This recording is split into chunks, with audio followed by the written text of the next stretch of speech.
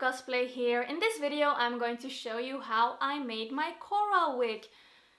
Getting a good Korra wig has been sort of a struggle for me because I have made many attempts. My first attempt was, I think, almost 2 years ago. I used an Arda wig for that, their Jasmine style, which is a gorgeous style, but it's very difficult to work with. And I also like to be comfortable, and well, for some reason those two just didn't want to work together, and I couldn't get the wig how I wanted it to be. I managed to style it decently once, and then never again, so I abandoned that wig completely. I remember for the convention I planned that costume, I actually went to the hairdresser to get my hair colored in a similar color to Korra's, and well, it works, but I don't want to color my hair every time I want to do that character, especially because then I also need to have the same hairstyle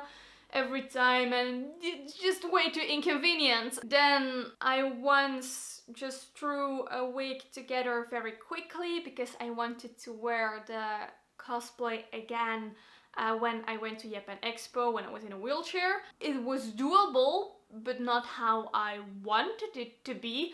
So I got a new wig, I got new supplies, and they have been laying around for way too long. So I'm finally going to make a good Korra wig. I hope. Let's do this. As a base, I am using Arda Wig's Ayumi in the color deep brown. It has long parts in the front and everything else is short. The wig has some clips and combs in the front so that it can be secured when using heavy clip-ons. First, I tried on the wig to see how much I would need to trim from the strands in the front. To actually trim them, I used a razor comb, trimming first one strand and then the other. After that, I tried the wig on to see if the length was good. Next, I added the ribbons. First, I put small elastics on the strand to make it more workable, and then I used a Topsy tool to pull the hair through. I still had Korra's hair accessories from before, so I used those. It can be a bit of a challenge, but once you get the hair through, it's pretty easy. My husband printed me a tube that I was going to use as a base for the ponytail. First, I sewed a bunch of wefts together in a circle to put in the tube. I made it a bit too big, so I cut it in a pointy shape and added hot glue so the hairs would stay together. Then I glued it in the tube. After that, I started adding wefts around the smaller part of the tube until it was covered.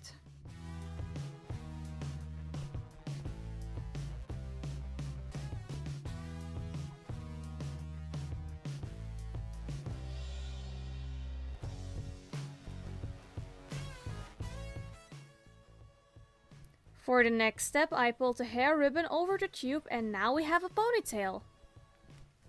Now, for the attachment to the wig, I'm going to try out something I saw in a tutorial by Kinpatsu Cosplay. First, I'm going to make a mock-up in cardboard.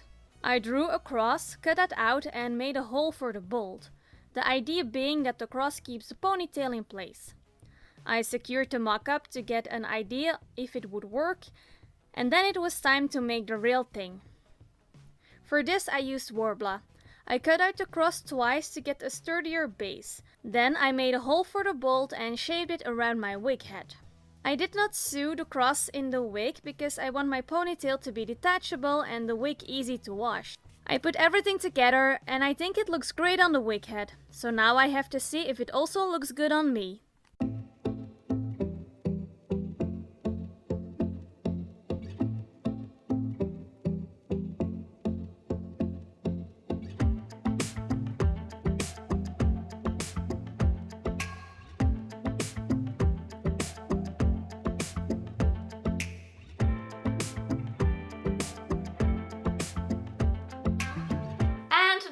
How I made my Korra wig, and I am so happy because it's pretty and most importantly it's comfortable. For some reason I thought it wouldn't be, but it actually is.